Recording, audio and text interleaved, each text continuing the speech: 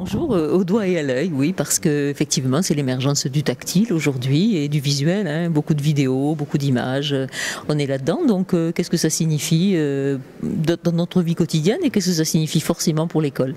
Deuxième édition avec un partenariat fort qui marche bien avec Aquitaine Europe Communication, l'ANAE, Association nationale des acteurs de l'école, avec aussi le CEREN, le CRDP d'Aquitaine notamment, et puis le soutien des institutions, du rectorat, des inspections académiques, de la région, des départements, et nous avons 250 personnes, sinon plus je crois, mais enfin au moins qui s'étaient inscrites, et je crois que d'autres sont venus aussi dans la journée, pour réaliser cette rencontre en Aquitaine.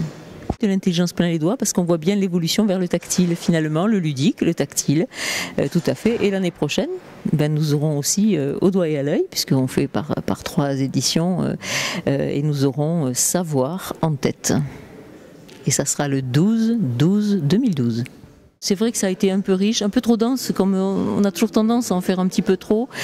Sur une journée, on veut toujours tellement donner, et puis finalement certainement trop. Mais c'est vrai que le fait ensuite de retrouver des publications, dans Ludovia d'ailleurs, hein, parce que Ludovia aussi,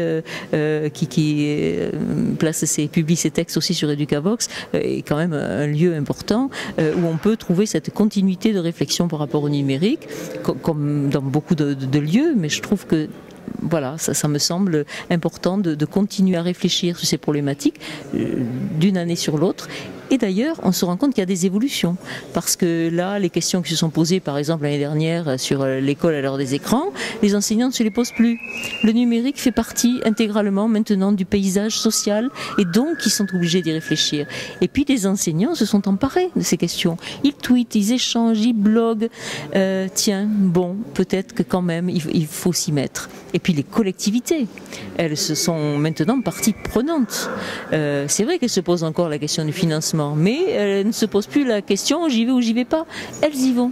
Voilà. Alors reste bien sûr à mettre en place et le très haut débit et les outils et surtout la formation. Ça c'est ce qu'a posé notamment Frakowiak à la fin. Comment faire si on n'accompagne pas tout de même cette révolution du numérique? Parce que le numérique, ça change complètement la donne. Les cours, on a bien entendu, ils peuvent plus durer 50 minutes. Si l'enfant est producteur, si l'enfant va chercher l'information sur son outil, eh bien oui, il a besoin de temps. Et là, on est sur une autre approche finalement de l'éducation qu'on abordera l'an prochain avec le titre Savoirs en tête. Effectivement, ça sera le début d'une réflexion sur la question qu'a posée Pierre Frakowiak. En fait, les outils, qu'est-ce que ça change ?